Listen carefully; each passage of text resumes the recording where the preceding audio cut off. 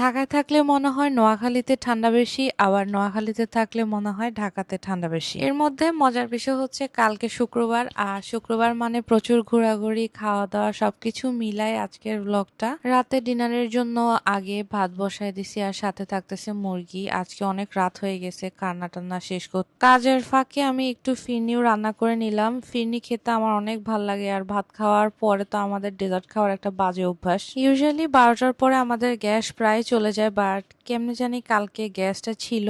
আর এই ফাঁকে আমি আমার জন্য একটু চা বসিয়ে দিলাম। সন্ধ্যায় একবার ওয়াশিং মেশিনটা চালায় দেখলাম ওইটার মধ্যে পানি নামতেছিল না। দেন রাতের বেলা আবার ট্রাই করছি, বাট আলহামদুলিল্লাহ ওই সময় ওয়াশিংটা প্রপারলি কাজ করতেছিল। আমি লাস্ট টাইম মেলা থেকে স্নোই ময়েজার জন্য কিছু জামা নিয়েছিলাম, তো ওদেরকে ওগুলা পরাই দিয়েছিলাম। ঠান্ডার মধ্যে মানে বিড়ালেরও তো টেক কেয়ার করতে হয়, আর ওদের যতই লোম বড় বড় থাকুক না কেন, কিন্তু ঠান্ডা তো আসলে সবারই লাগে। ওদেরকে মাশাআল্লাহ এত ভালো লাগতেছিল। 1-2 মাসের বেবি যারা আছে তাদের যে ড্রেসগুলো ওগুলো এক্স্যাক্টলি বিড়ালেরকে পরানো যায় আর কি। তোমরা চাইলে ওগুলো ট্রাই করতে পারো। আমি মানে টেস্ট হিসেবে ট্রাই করে দেখেছি, বাট আলহামদুলিল্লাহ ওদের গায়ে খুব ভালোভাবে ফিট হয়। এমনিতে ওরা যে পরিমাণ লাফালাফি করে যখন ওদেরকে ওদের ড্রেসগুলো পরাই দিয়েছি, তারপর একদম ভদ্র হয়ে গেছে। বাসায় ছোট ছোট যদি অ্যাকুরিয়ামের জার থাকে, বিড়ালকে কোনোভাবে আটকানো যায় না। ওরা যতই ডাক দিয়ে ওরা ওখান থেকে পানি খাবেই। আমি এ পর্যন্ত অনেকগুলোই বিড়াল পালছি, বাট আমার কাছে কেন জানি না মনে হয় ময়েজা, যেটা মানে কালো কালার যে বিড়ালটা, ওটা যথেষ্ট পরিমাণে ভদ্র টাইপের আর কি। বাট নয় আসলে অ্যাডজাস্ট করে চলতে পারে না।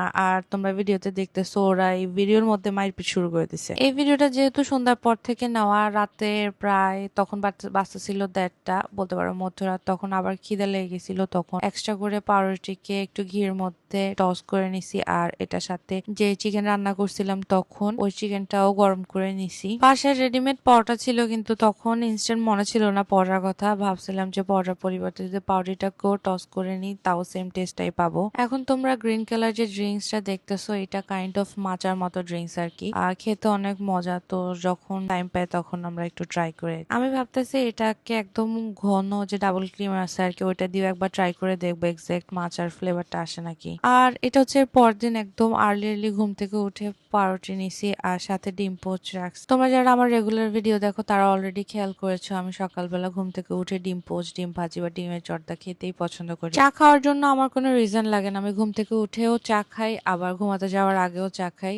বলতে পারো সারাদিনে আমার চায়ের উপরে দিনটা যায়। এরপর মোবাইল স্ক্রল করতে করতে মাথা আসছে যে একটা মুভি দেখবো। সামনে একটা কোরিয়ান ড্রামা আসছে, ওইটা দেখতেছি। আমি আসলে আগে কখনো কোরিয়ান কোনো মুভি দেখি নাই, ফার্স্ট টাইমে বলতে পারো দেখতেছি। এর ফাঁকে বাইরে থেকে সিঙ্গারা, সমোসা আর এই ছানার মিষ্টিগুলো নিয়ে আসছে। আর এই ছানার মিষ্টিগুলো আমি ছোট থাকতে একেবারে পছন্দ করতাম না, কিন্তু বয়স বাড়ার সাথে সাথে আমার কাছে এটা খুবই ভালো লাগে। আচ্ছা, যেটা বলতেছিলাম, কোরিয়ান যে ড্রামাগুলো আছে ওইগুলো আমার কাছে মনে হয় আর কি স্প্যানিশ যে মুভিগুলো আছে ওইগুলোর মতোই। মানে একবার দেখা শুরু করলে পুরাটা কমপ্লিট হওয়া পর্যন্ত মাথার মধ্যে শুধু ঘুরপাক খায়। তোমরা তো অলরেডি দেখছো যে আমি গতকালকে যে মুরগি রান্না করছি এটা গতকালকে শেষ হয়ে গেছে।